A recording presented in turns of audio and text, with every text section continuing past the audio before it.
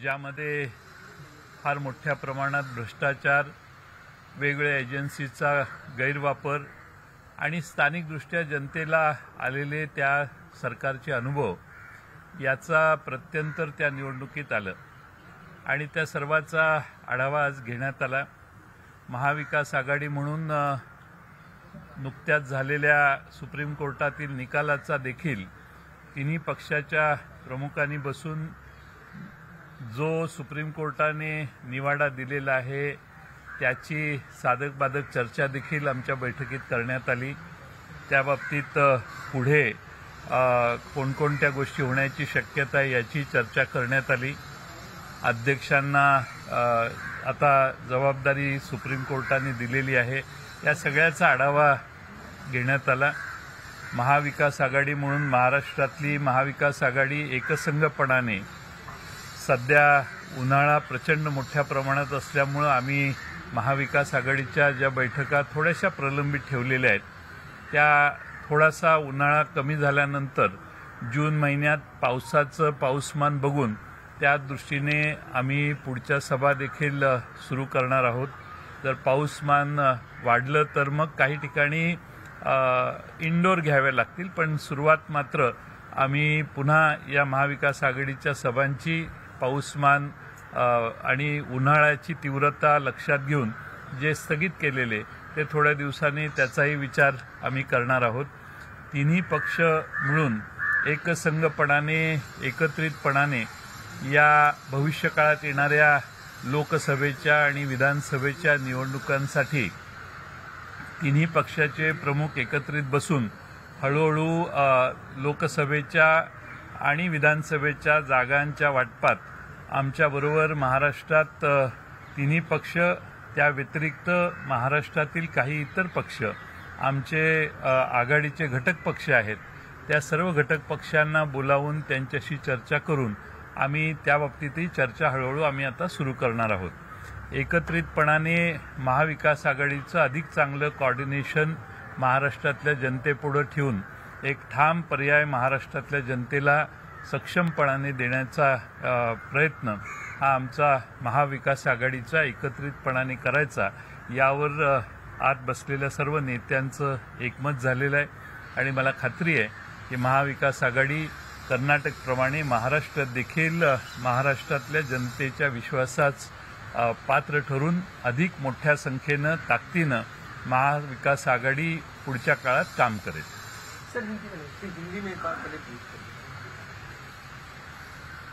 कर्नाटक में जो चुनाव हुआ उसके जो रिजल्ट्स है उसके बारे में हमारे महाविकास आघाड़ी के महाराष्ट्र के सारे नेता ने बैठ के आदरणीय पवार साहब के घर पे यहाँ चर्चा की। उसमें किन कारणों से कर्नाटक में भारतीय जनता पार्टी का इतना बड़ा पराभव हुआ, पराजित उस पार्टी को किया गया, उस जनता ने कांग्रेस के सभी उम्मीदवार जो चुन के आए उसकी बहुत तफसील से हमारी चर्चा हुई। वहाँ का भ्रष्टाचार, वहाँ के अलग अलग एजेंसियों का गैरवापर जो किया गया, वहाँ की जनता की हाल अपेष्टा, ये सारी चीज़ों का परिणाम इस चुनाव में आप सबको देखने को मिला। साथ में हमारे महाराष्ट्र में अभी इन दिनों में जो सुप्रीम कोर्ट ने निर्णय दिया है, महाराष्ट्र के पिछले दिनों में जो घटना हुई विधिमंडल में, विधानसभा में, उसके बारे में, डिफेक्शन के बारे में, इसके बारे में जो चर्चा हुई वो उसका भी जो निर्णय हुआ उसकी भी चर्चा हमने अभी मीटिंग में की। जो निर्णय सुप्रीम कोर्ट ने दिया है उसके बारे में हर मुद्दे की चर्चा आज सविस्तर स्तर पे यहाँ पे हुई और आगे क्या होने वाला है, कैसी हो सकता है, इसके बारे में हमने अभी आज चर्चा की। साथ में आने वाले दिनों में महाराष्ट्र में अभी हमने मई महीना है, बहुत टेम्परेचर ऊपर है, 44-45 डिग्री तक टेम्परेचर गया है और इसीलिए मुंबई की जो बीकेसी में महावज्रमुठ की सभा हुई उसके बाद में हम थोड़ी सी हमारी सभा लेने के लिए स्थगिति रखी थी। अभी थोड़ा सा बारिश कई इलाके में होने को शुरू हुआ है, टेम्परेचर थोड़ा कम आने की संभावना है। अगर वैसे हुआ तो जल्द से जल्द हमारी वज्रमुठ की जो रीजनल सभा है वो हम चालू करने की संभावना है, उसके बारे में भी हमने विचार विमर्श किया। साथ साथ में आने वाले चुनाव में, पार्लियामेंट के और विधानसभा के चुनाव में हमारी ये तीनों पार्टियां और साथ में हमारे जो अन्य घटक पक्ष है जिन्होंने हमारे महाविकास आघाड़ी को सपोर्ट किया था हमारी 2019 में सरकार स्थापित करते समय, उन सारे पार्टियों को विश्वास में लेके हम सीट के बंटवारे के बारे में भी जल्द से जल्द चर्चा करेंगे। कर्नाटक के चुनाव के बाद आप कह रहे हैं कि कहीं तो महाविकास आघाड़ी को यहाँ पे भी जीत मिल सकती है, ये जो आप विश्लेषण कर रहे हैं इसके बारे में क्या कह रहे हैं? कर्नाटक के नतीजों के बाद आप जो कह रहे हैं कि महाराष्ट्र में महाविकास आघाड़ी सरकार को भी, संगठन को भी उसको बढ़ावा मिल सकता है, आप किस आधार पर कह रहे हैं? कर्नाटक में जिस तरह से पराभव तो होता है, लेकिन इतना बड़ा पराभव भारतीय जनता पार्टी का कर्नाटक में हुआ है, इसलिए बहुत उत्साहित हमारे तीनों पार्टी और घटक पार्टियों के कार्यकर्ता है। और मुझे लगता है कि इससे एक आत्मविश्वास बढ़ गया है और जो गलत महाराष्ट्र में है वो गलत बताने के लिए और बड़ी तादाद में हमारे कार्यकर्ता काम करेंगे, लोगों तक पहुंचेंगे। हम जो सुप्रीम कोर्ट का निर्णय हुआ है वो भी लोगों तक पहुंचाने की हम कोशिश करेंगे। कर्नाटकमध्ये जे निवडणूक झाली आहे त्यामध्ये राष्ट्रवादी काँग्रेस पक्षाने कर्नाटकमध्ये जे निवडणूक झाली आहे त्यामध्ये राष्ट्रवादी काँग्रेस पक्षाने आपले उमेदवार उभे केले होते, त्याचा फटका आजचा विषय नाही आहे। मिळाला होता। काँग्रेस पक्षाला फटका मिळाला आहे याची चर्चा या बैठकीत झाली। काँग्रेस पक्षाने तशी चर्चा या बैठकीत काढलेली नाही, केलेली नाही आणि त्या बाबतीत कोणती चर्चा झाली नाही।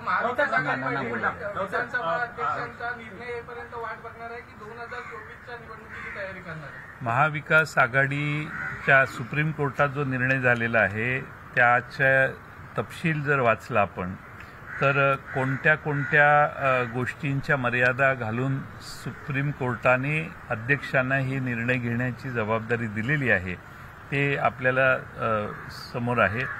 लवकरात लवकर हा रिझनेबल टाईममध्ये हा निर्णय द्यावा अशी मेहरबान सुप्रीम कोर्टाची देखील अपेक्षा आहे आणि त्याप्रमाणे अध्यक्ष महोदय निर्णय घेतील अशी अपेक्षा आहे। नाना तुम्ही निवेदन करा, मला असं वाटतं नाना बोलू द्या, मी बोलू, नाना साहेबांना बोलू द्या। या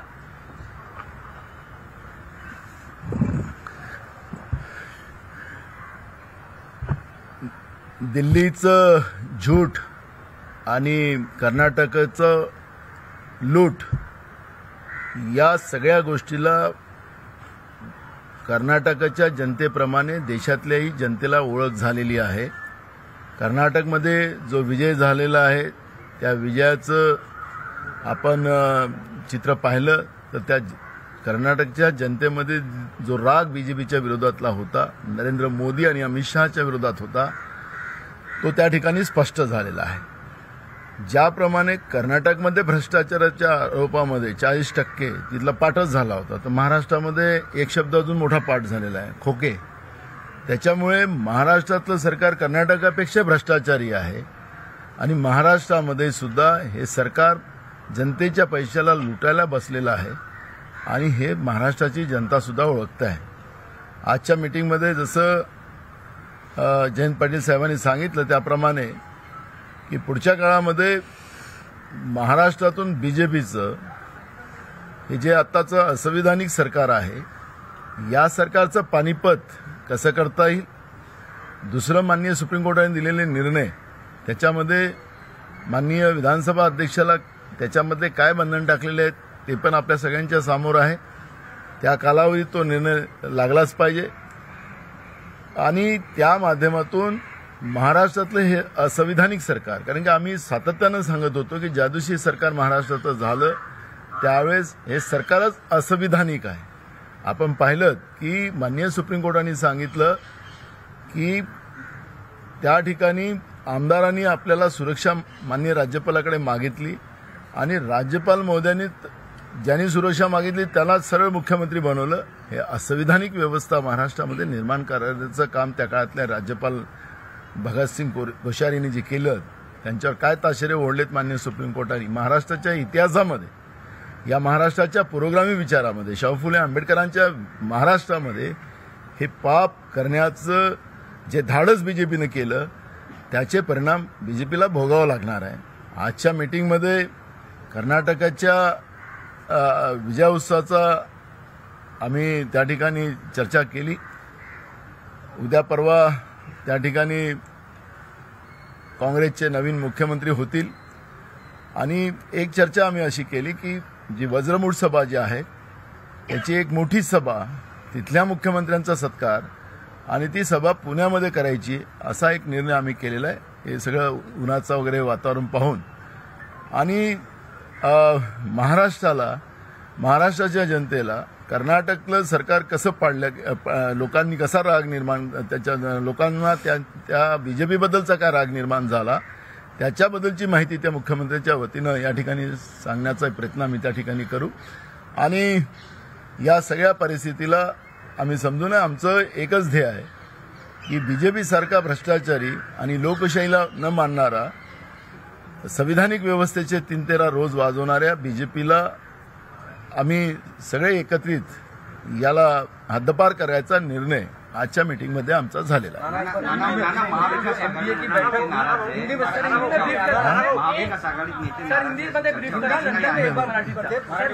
नाराजी इकडे बघा, नाराजी जो भाग आहे नाराजी कुठंच नाही आहे.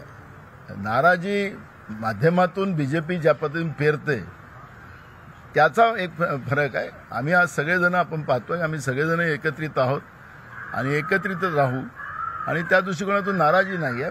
बीजेपी मूळ मुद्द्याला डायव्हर्ट करण्यासाठी या पद्धतीचे वातावरण निर्माण करण्याचं काम करते. महाविकास आघाडीमध्ये कोणी नाराज नाही.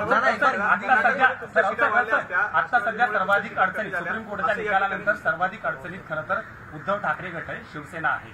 या सगळ्या पार्श्वभूमीवर महाविकास आघाडीच्या या बैठकीमध्ये अर्थात पक्ष नाहीये, पक्ष चिन्ह नाहीये, जर अध्यक्षांनी काही वेगळा निर्णय घेतला लक्षात घ्या, आपण सुप्रीम कोर्टाचं वंडिक पूर्ण समजलं नाही.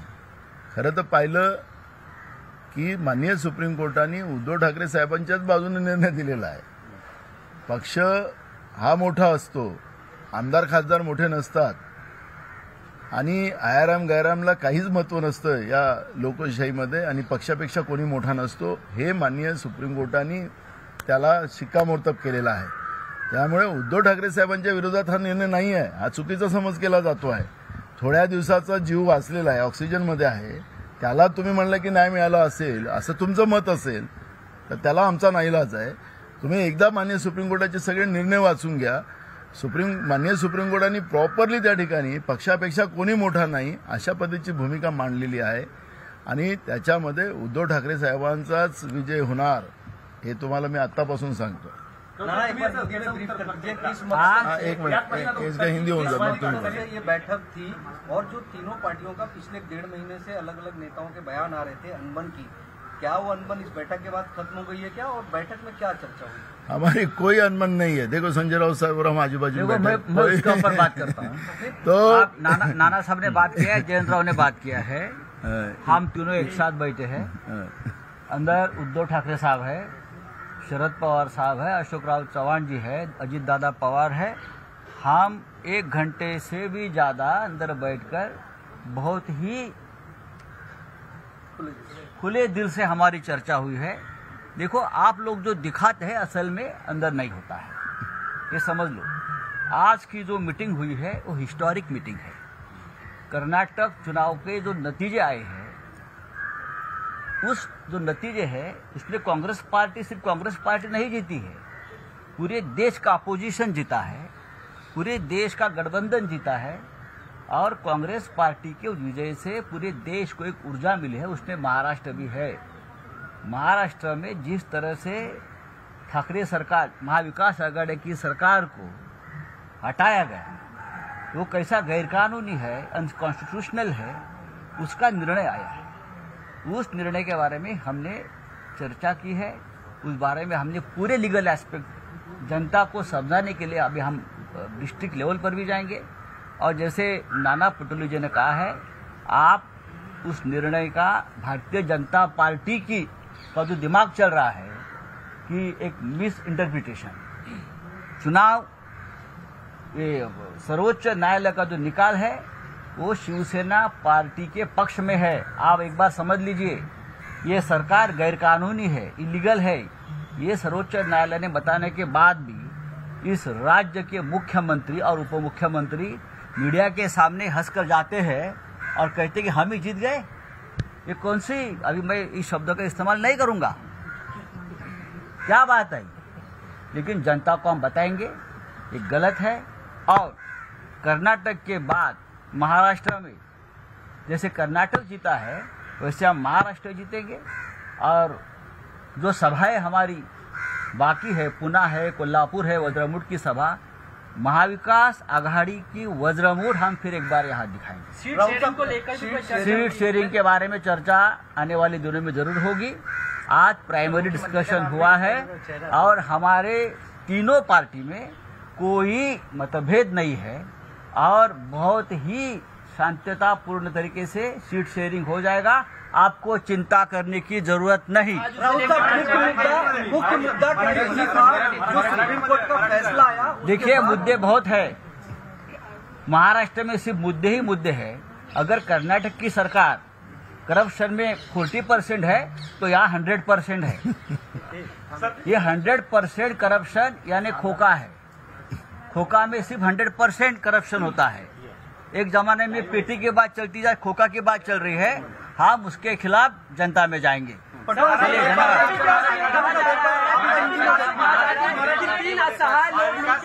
देखिए हम मजबूत लोग हैं, असहाय लोग दो बैठे हैं, एक मुख्यमंत्री एक उप मुख्यमंत्री।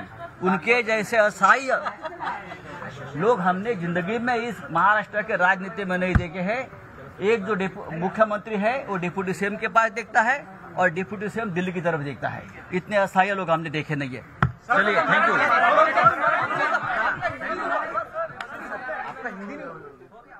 शरद पवारांच्या अध्यक्षतेखाली सर्व लोकवर्ती महाविकास आघाडीच्या महत्त्वाच्या नेत्यांची बैठक पार पडली। या बैठकीमध्ये जी चर्चा झाली याविषयी पत्रकार परिषद घेऊन जयंत पाटील, नाना पटोले आणि संजय राऊत यांनी माहिती दिली आहे। महाविकास आघाडीची वज्रमूठ सभा पुन्हा एकदा होणार असल्याचं त्यांनी म्हटलं। बैठकीनंतर महाविकास आघाडीच्या नेत्यांची घोषणा देखील करण्यात आली।